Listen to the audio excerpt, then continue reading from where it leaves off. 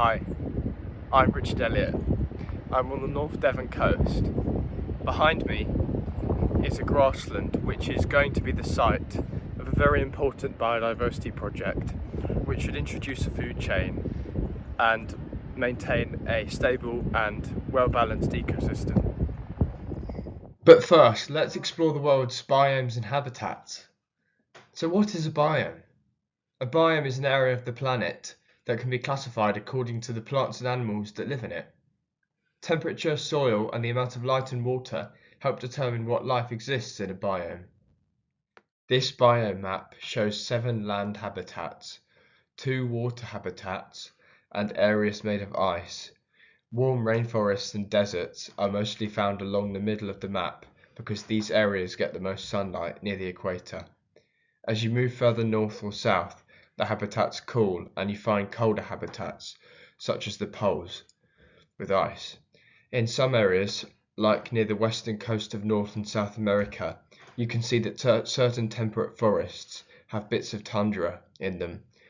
These areas represent forested mountain ranges, where the habitat type changes as you get further above sea level with higher altitudes.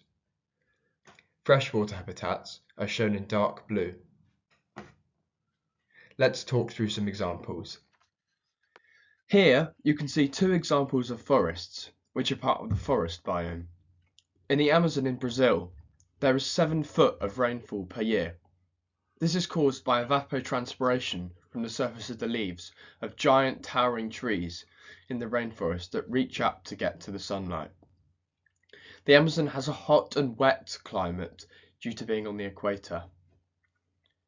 In the New Forest, shown below, in the UK, beautiful oaks have grown that provide shelter for more than 2,000 species. The Nightwood oak is one of the trees that you can find in the New Forest and is believed to be over 400 years old. More than 300 species can't live without the oaks and are fully dependent on them for their survival. Here you can see 2 types of tundra biome. In the top photo, the Siberian Arctic tundra in Russia is shown.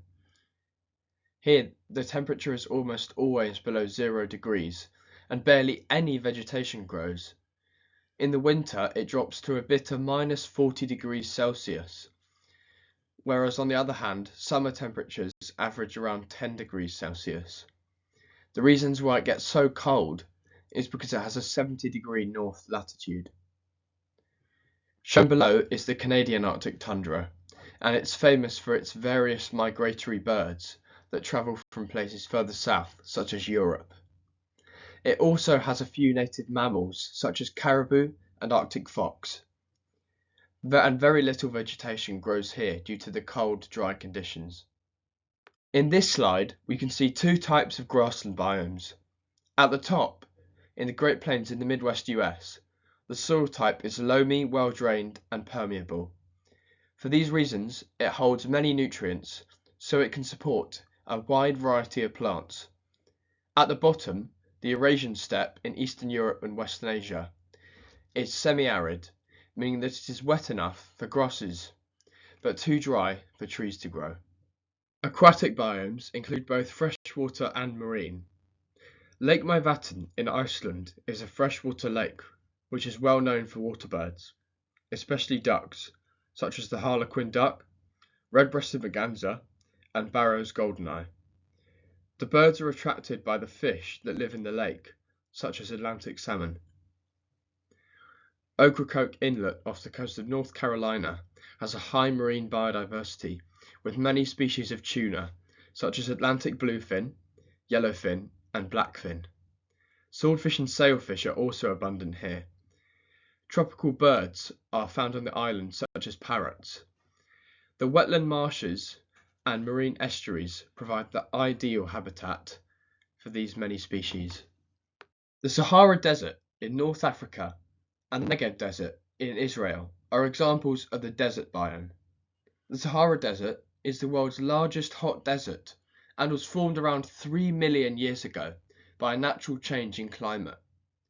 In these extremely dry conditions, the soil type is called entesols, as it is low in organic matter, natural fertility, and water holding capacity. One animal found in the Sahara Desert is the horned rattlesnake, which is adapted to sift through the desert sands by moving its body sideways. Ecosystems are the interaction of living and non-living surroundings and depend on both biotic and abiotic factors. Biotic factors are living things within an ecosystem, such as plants, animals, and bacteria, while abiotic are non-living components such as water, soil, and atmosphere. A habitat is the natural home or environment of a plant, animal, or other organism. It provides the organism that live there with food, water, shelter, and a space to survive. Rockpool habitats have a rich abundance of life brought in from tidal surges by the sea. This is actually my favourite habitat. They can contain things such as barnacles, seaweed, crabs, anemones, fish, and even octopuses. Rock pools can be saline, brackish, acidic, or alkaline. Bladderwrack seaweed usually grows along rocky shorelines in protected coves, bays, and estuaries. It can tolerate a range of temperatures from -2 degrees Celsius to 28 degrees Celsius and salinities from brackish to very salty water, which makes it well suited to a wide range of rockpool habitats by the sea. Woodland is composed of the full range of plant types, including trees and shrubs, climbers, perennial herbs, bulbs, grasses, sedges, mosses, and lichens. No other habitat contains such a diverse range of plants. Nearly every plant species has its own invertebrate fauna which feeds on it exclusively. And don't get me started on the list of invertebrates that you can find. Peatland, or bogs, are wetlands that support several habitats and species that are important for biodiversity. They also provide ecosystem services through improving water quality and can reduce the severity of flooding. They are made of decaying plant matter that rots in waterlogged conditions. Mosses tend to accumulate here in vast quantities because they thrive in moisture. Streams support a range of plants and animals that depend on running water, as well as freshwater species that can be found everywhere. Pristine, clean, unpolluted streams can be important nursery grounds for species such as trout and salmon. They're often home to the bullhead fish as well, which feeds on invertebrates and the eggs of other fish and crustaceans. Pond habitats are vital for supporting a huge diversity of species. Plants have a big role in maintaining the biodiversity of a pond, and they don't just enhance the beauty of a pond, they're also great for wildlife, creating shelter both above and below the water, offering perching or resting sites, and helping creatures to get in and out of the water. Some plants can also add oxygen to the water, while others play a vital role in shading the surface. Because mountains are mostly made up of rock, there isn't much soil for growing things, and the trees and plants that do grow here must be able to thrive in the rocky conditions. You can also find different types of more hardy plants and animals the higher you climb up a mountain, because temperatures get cooler. The geological aspect of a mountain can determine how much heat it receives, combined with the vegetation that grows there, as it can create shade, which keeps an area cooler. A single log can be classed as a microhabitat, and an animal may spend their entire life on or under just one log. Log piles provide animals with shelter and safety, especially insects, small mammals, and amphibians. One creature that loves dead logs is the stag beetle, or Lucanus cervus in Latin. The stag beetle entirely depends on dead wood for its survival. Females lay eggs in decaying wood in the soil. The larvae, which are blind, feed on old trees, tree stumps, shrubs, and fence posts.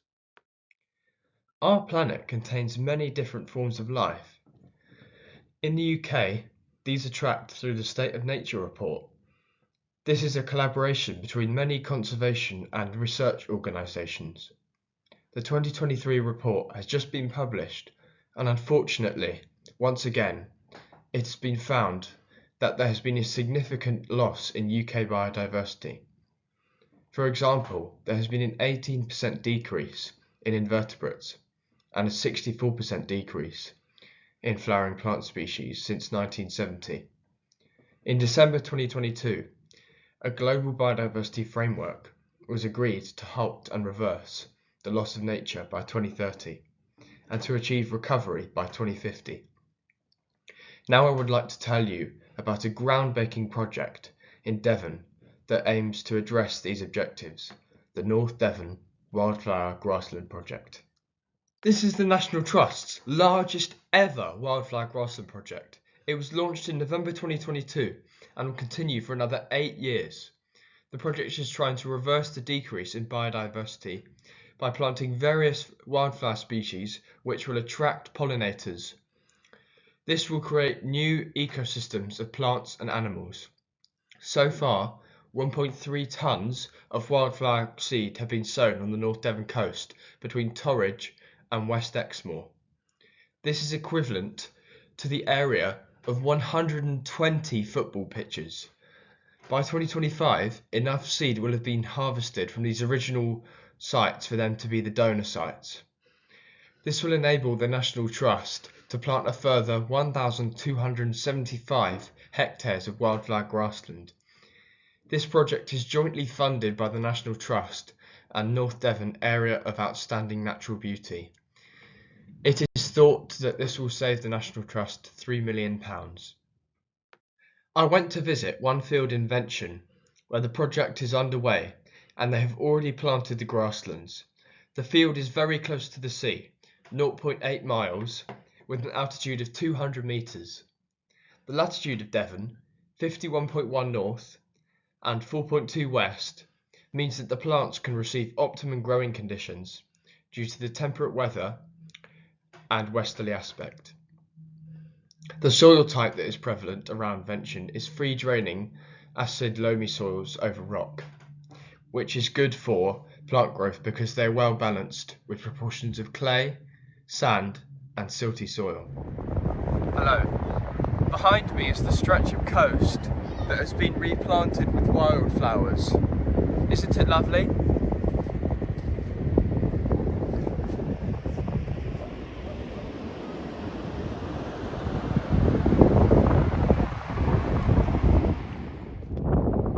Let's delve into this fascinating ecosystem of plants and animals. Come with me.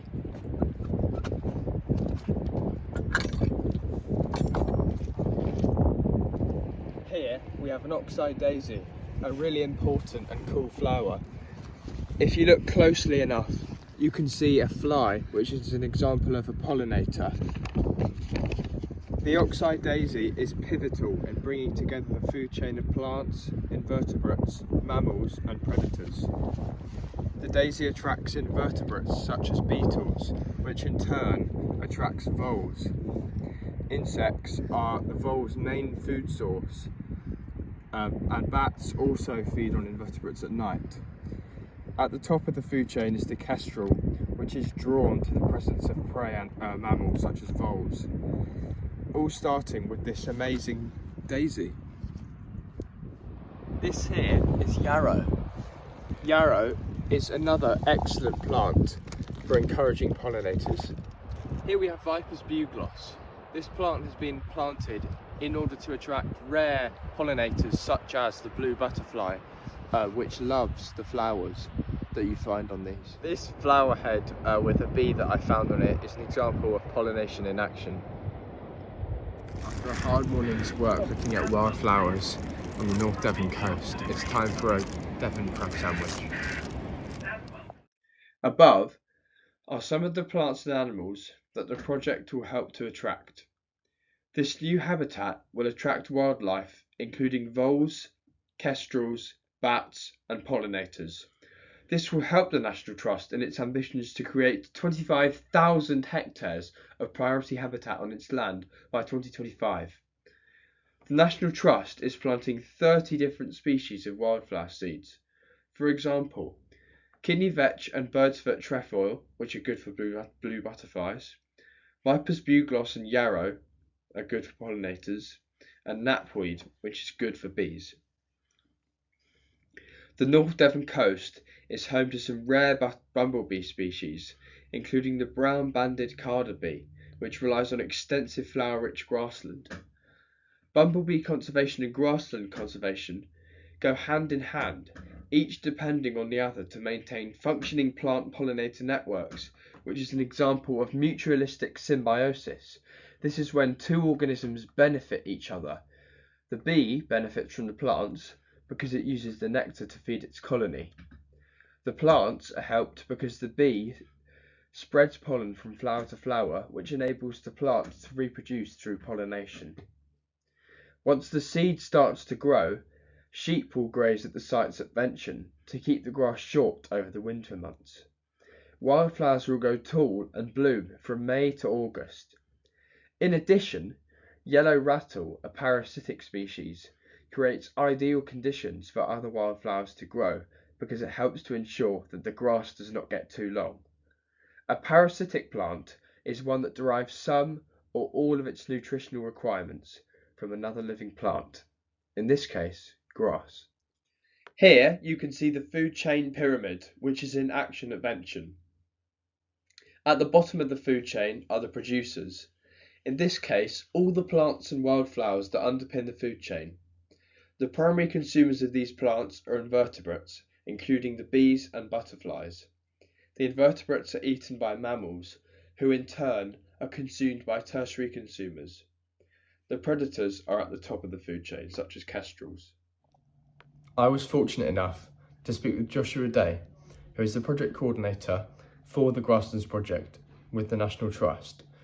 I asked him why the project is so vital for North Devon and for biodiversity in general. So we started this project because 97% of wildflower meadows across the UK have disappeared in the last century. Yeah. So these wildflower meadows are really, really important for pollinators. They're really, really important for ground nesting birds. And they're really important for every one of us as well to see them and enjoy them and be part of them. And when you look around the countryside and you consider that loss of 97% of meadows, it starts to hit home that will these meadows come back naturally or through certain types of management? So, for example, hay cutting, traditional grassland management, will they ever come back? Because a lot of the sites that we are looking at and working with are extremely isolated. So you may have a field that's got some interesting species in it and it's got potential for it to be good and have a diverse mix of wildflowers in it. But if around it it's got intensive agriculture or land abandonment, then it's very unlikely that these meadows will restore themselves naturally. So this work and this project is really important because it's bringing in seed, it's bringing in resources, experience into the ranger teams so that they can push and guide these sites to become species rich again. So we've created these wildflower donor sites, which is our seed source, and then we're procuring equipment. We're sending rangers on training events so that they are equipped and ready to create these meadows, create species rich grasslands at a real pace. An incredible 97% of our wildflower meadows have been lost in the UK over the last 90 years. How has this happened? The reasons for this are mainly explained in terms of changes to farming methods after the Second World War, when advances in technology were made and more space was needed. The UK population has grown by about 20 million people since 1930. This has created the need for more homes. Climate change is having an impact too. Some meadow species are unable to thrive with changes in weather. This leads to habitat change. All these factors have led to the destruction of wildflower meadows, which in turn has led to a reduction in biodiversity. This is why projects like the one at Vention are so important. We may not have intended for this to happen, but we should be more aware of the impact that our actions can have on the environment as humans. Although the results of the Grasslands project won't be seen for some time, I'm sure it will turn out a success. It's projects like these that will help solve the biodiversity crisis happening today. Thank you very much for listening, and have a great day.